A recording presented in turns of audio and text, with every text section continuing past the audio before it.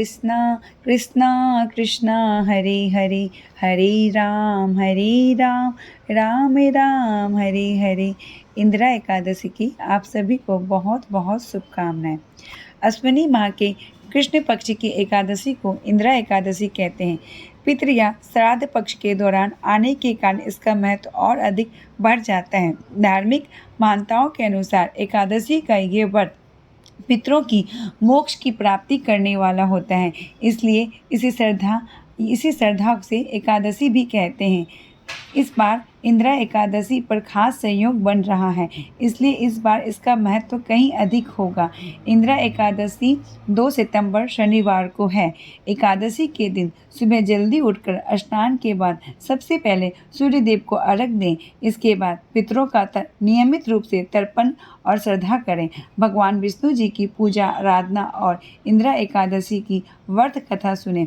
आज के दिन भोजन करके दक्षिणा जरूर देनी चाहिए। एकादशी व्रत द्वादशी के दिन पूर्ण महत्व में पालन करने के बाद खोलें। कहते हैं कि भगवान विष्णु की संपत्ति इंदिरा एकादशी का व्रत करने से पितरों का इसका फल मिलता है, मोक्ष की प्राप्ति होती है। इंदिरा एकादशी पितृ पक्ष में आती है, इसी वजह से इस दिन व्रत पूरे विधि विधान के साथ करने से पितरों को शांति मिलती है और मोक्ष की प्राप्ति होती है।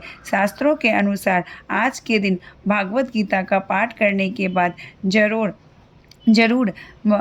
करें। भोजन और दिन में दान दक्षिणा करवाना चाहिए, उनका आशीर्वाद लेना चाहिए। इससे पितरों को मोक्ष की प्राप्ति होती है और उनका आशीर्वाद आपको प्राप्त होता है। युधिष्ठिर महाराज के राज्य भवन में जहाँ भगवान श्री कृष्ण और युधिष्ठिर महाराज इस व्रत के विषय में वार्तालाप कर रहे थे।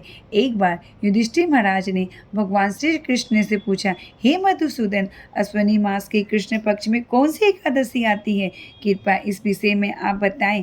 पूर्ण पुरुषोत्तम भगवान श्री कृष्ण ने उत्तर दिया, हे राजन, अश्विनी मास के कृष्ण पक्ष में आने वाली एकादशी को इंदिरा एकादशी कहते हैं। इस एकादशी का व्रत पालन करने से व्यक्ति के सारे पाप कर्म नाश हो जाते हैं और उनके पितृ अगर नरक में भी गए हैं तो भी उनका उद्धार हो सकता है।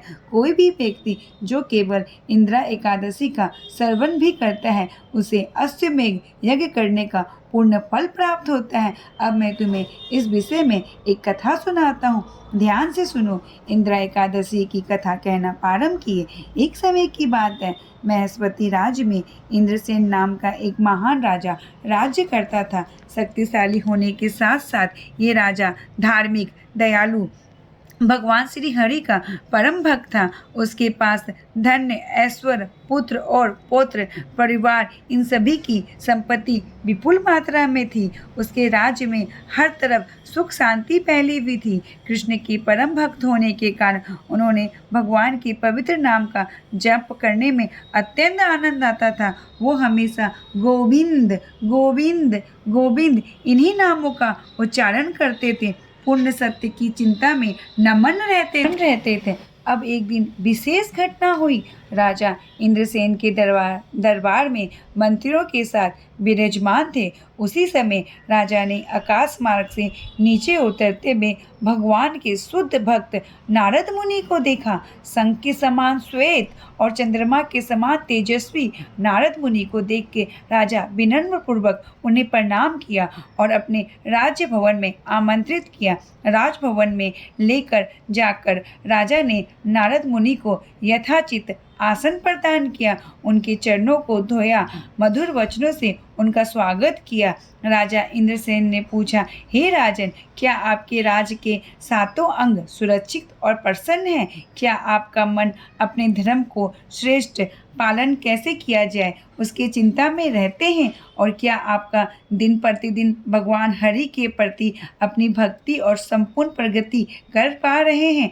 नारद मुनि के प्रश्न को सुनकर राजा ने उत्तर दिया, आपके विषय अनुकंपा और कृपा से मेरे राज्य और मेरे जीवन में हर परिस्थिति से शांति और सुखमय है। आज यहाँ कि आगमन से मेरे राज्य के सभी योग सफल हो गए। कृपया आप मुझे यह आने का कारण बताएं। नारद मुनि ने राजा को उत्तर देते हुए कहा, हे परम प्रतापी राजा इंद्रसेन, अब जो आपको बताने जा रहा हूँ उसे ध्यानपूर्वक सुने। जब मैं ब्रह्मलोक से यमलोक जा रहा था तब यमराज ने मेरी प्रशंसा करते हुए मुझे यमलोक में आमंत्रित किया और आसन प्रदान किया।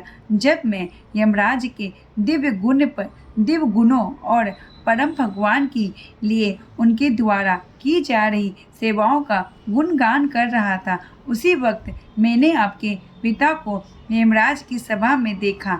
हालांकि वह धर्मराज थे, लेकिन एक बार उन्होंने एकादशी व्रत समाप्त होने से पहले ही तोड़ दिया था, इसलिए उन्हें यमलोक जाना पड़ा था। राजा, उन्होंने आपके लिए एक संदेश देते हुए कहा है कि मेरा पुत्र तुम्हें आने वाली इंदिरा एकादशी का पालन करो और जितना हो सके उतना दान दो, जिससे कि मैं इस यमलोक से मुक्ति पाकर ऊपर के लोक में गमन कर सकूं।